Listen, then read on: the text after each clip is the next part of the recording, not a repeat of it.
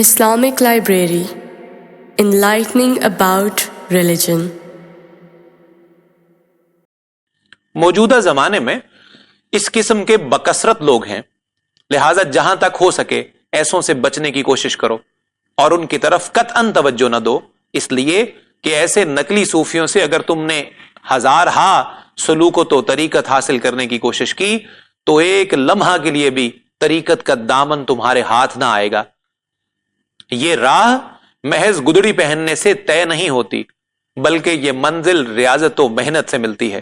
جو شخص طریقت سے آشنا اور واقف ہو گیا اس کے لیے تمنگری والا لباس بھی فقیرانہ عبا ہے، اور جو اس سے بیگانہ اور ناآشنا ہے اس کے لیے فقیرانہ گدڑی نحوست اور ادبار کی نشانی ہے، اور آخرت میں باعث بدبختی و شکاوت ہے۔ ایک بزرگ کا واقعہ ہے کہ ان سے کسی نے دریافت کیا، آپ گدڑی کیوں نہیں پہنتے؟ انہوں نے فرمایا، نفاق کے ڈر سے، اس لیے کہ مردان خدا کا لباس پہننے سے ان کے معاملات کا بوجھ اٹھانے کی طاقت نہیں آ جاتی۔ مردان خدا کا لباس پہننا اور ان کا بوجھ نہ اٹھانا یہ کذب اور نفاق ہے۔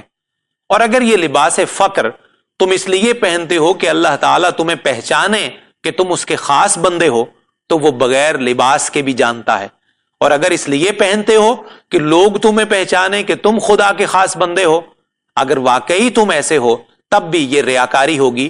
حقیقت یہ ہے کہ یہ راہ بہت دشوار اور پرخطر ہے، اور اہل حق اس سے برتر ہیں کہ وہ کوئی خاص لباس اختیار کریں، کیونکہ تزکیہ نفس اور باطنی صفائی اللہ تعالیٰ کی جانب سے بندے پر فضل و کرم ہے، ورنہ صوف یعنی اون تو چوپایوں کا لباس ہے۔ لباس تو ایک ہیلا و بہانہ ہے۔ ایک طبقہ نے تو لباس ہی کو قرب کا ذریعہ جان رکھا ہے، اور وہ اس کو پہن کر اپنے ظاہر کو آراستہ کرتے ہیں اور توقع رکھتے ہیں کہ وہ انہی میں سے ہو جائیں گے۔ اس طبقہ کے صوفیاء اپنے مریدوں کو ایسا لباس پہننے اور گدڑی کے استعمال کی تاکید کرتے ہیں، اور خود بھی سیر و سیاحت کرتے رہتے ہیں تاکہ مشہور و معروف ہو جائیں۔ اس طرح مخلوق ان کے فریب میں آ کر ان کی نگہبان اور محافظ بن جاتی ہے، اور جب بھی ان سے کوئی ایسی حرکت سرزد ہوتی ہے جو شریعت و طریقت کے خلاف ہے تو لوگ ان پر طعن و تشنیع شروع کر دیتے ہیں۔ اگر وہ چاہیں کہ یہ لباس پہن کر گناہ کے مرتکب ہوں تو وہ خلق سے شرم محسوس کرتے ہیں۔ بہرحال گدڑی اولیاء اللہ کی زینت ہے، عوام اس سے عزت حاصل کرتے ہیں اور خواص اس سے کمتری کا احساس دلاتے ہیں۔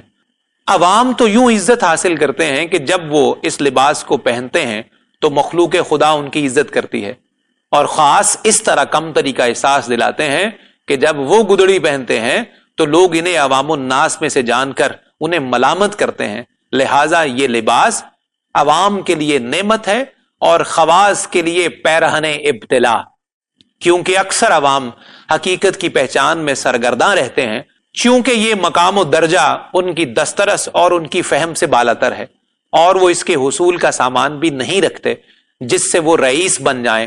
محض اسی سبب کو جمع نعمت کا ذریعہ خیال کرتے ہیں، لیکن خاص ریا و نمود کو چھوڑ کر عزت پر ذلت اور نعمت پر ابتلا کو اس لیے ترجیح دیتے ہیں کہ ظاہری نعمتیں عوام کے لیے ہی موجب عزت ہیں، مگر وہ اپنے لیے بلا و مصیبت کو باعث افتخار جانتے ہیں۔ حقیقت یہ ہے کہ صوفیاء کے لیے گدڑی کا لباس وفا کا لباس ہے، اور مغروروں کے لیے خوشی کی پوشاک۔ اسی لیے صوفیاء اسے پہن کر دونوں جہان سے کنارہ کش ہو جاتے ہیں، اور طبعی مرغوبات کو چھوڑ کر ان سے ترک تعلق اختیار کر لیتے ہیں۔ لیکن مغرور لوگ اس لباس کے سبب سے حق سے محجوب ہو کر احوال کی درستگی سے محروم رہتے ہیں۔ یہ لباس فلاح کا موجب ہے، اور ہر ایک کو اس سے اپنی مراد حاصل ہوتی ہے۔ کسی کو مرتبہ صفا ملتا ہے تو کسی کو بخشش و عطا، کسی کے لیے حجاب و پردہ ہے تو کسی کے لیے پائمالی اور پسپائی، کسی کے لیے رضا ہے تو کسی کے لیے رنج و تعجب۔ میں امید رکھتا ہوں کہ باہمی محبت اور حسن صحبت سے سب کے سب نجات پا جائیں گے، کیونکہ رسول اللہ صلی اللہ تعالی علیہ وآلہ وسلم کا ارشاد ہے، جو جس گروہ سے محبت رکھے گا وہ انہی میں سے ہوگا۔ قیامت کے دن ہر گروہ کے دوستوں کو انہی کے ساتھ اٹھایا جائے گا اور وہ انہی کے زمرے میں شامل ہوں گے۔ لیکن یہ لازمی ہے کہ اپنے باطن کو حقیقت کی طلب میں سرگرم رکھے اور دکھاوے کی رسوم سے اجتناب کرے، اس لیے کہ جو شخص ظاہری چیزوں کو پسند کرتا ہے وہ حقیقت تک کبھی نہیں پہنچ سکتا۔ اور یہ بھی واضح ہے کہ وجود آدمیت قرب ربوبیت کے لیے حجاب ہے، اور اس حجاب کو احوال کی گردش اور مقامات کی ریاضت و مجاہدہ ہی سے فنا اور معدوم کیا جا سکتا ہے۔ وجود آدمیت کی صفائی اور حجابات بشری کو دور کرنے کا نام فنا ہے، اور جو فانی صفات ہو جائے وہ لباس اختیار نہیں کرتا اور زیب و زینت میں الجھ کر قرب حق اور فنائے بشریت کا حصول ناممکن ہے۔ جو آدمی فانی صفت ہو گیا اور اس سے فنائے بشریت کی آفتیں دور ہو گئیں، آپ اسے خواہ صوفی کہہ کر پکاریں یا کسی اور نام سے یاد کریں، اس کے نزدیک سب یکساں ہے۔